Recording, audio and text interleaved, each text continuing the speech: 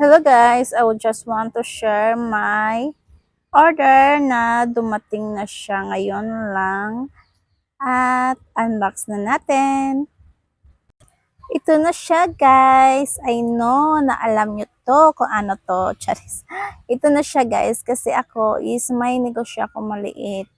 At alam ko na alam nyo guys na kapag ikaw ay isang negosyante, problema mo talaga ang lalagyan ng mga paper bills at coins mo. Kaya, ito din yung problema ko guys. Kaya bumili na ako ng metal cash box. Malaki-laki to guys kasi ang size nito is 250 by 200 by 90. So, ayan. Yan yung palad ko guys. O sinukat ko yan. Yung palad ko is isang palad at 1/4 na ganyan lang. Basta malaki to guys. Ayan. At saka meron na siyang lock na kasama at jawi. Ayan guys. So kinuha ko na yung susi guys at iyan, i-open na natin ang ating cash box. O ayan, malaki to. Kaya sulit na sulit ang yung pera nito at kasyang-kasya sa mga prepare bills niyo.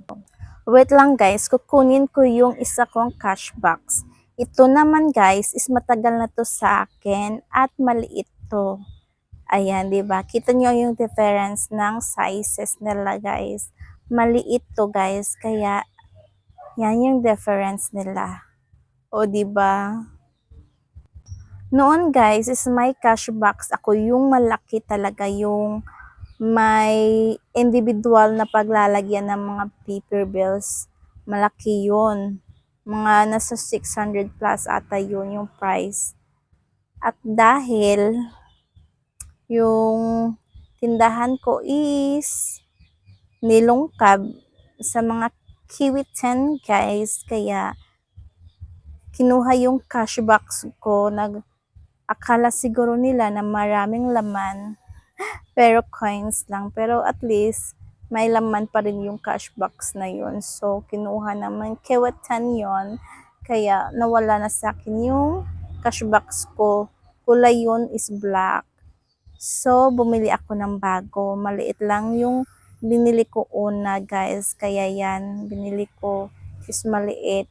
Tapos need ko pa kasi yung cash box kasi safe na safe kasi kapag bibili ka ng cash box. So bumili naman ako ng malaking laki. Di parehas nito guys, maliit kasi to, isang palad lang yan, isang palad lang. So bumili ako ng mas malaki-laki at ito na yan. O, di ba? Gamit na gamit ko talaga to guys sa negosyo ko kasi secured yung pera ko. Ayan guys, dyan mo ilalagay yung coins mo at saka kasyang-kasya lahat ng coins mo dito. At ito naman yung paper bills, dyan mo ilalagay sa ilalim dyan. Kasyang-kasya lahat ng paper bills mo dyan, guys.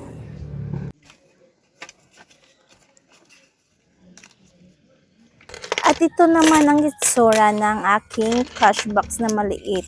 So, 6 yan na parang lagayan ng mga coins.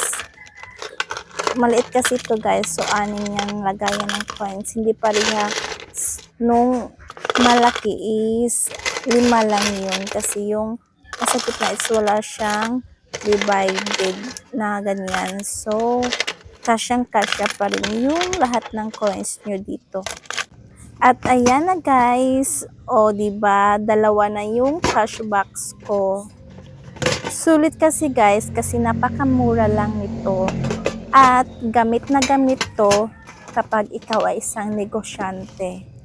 Super gamit na gamit talaga to sa akin guys. Kaya kapag gusto nyong umorder guys, alam nyo na, nasa Yellow Basket.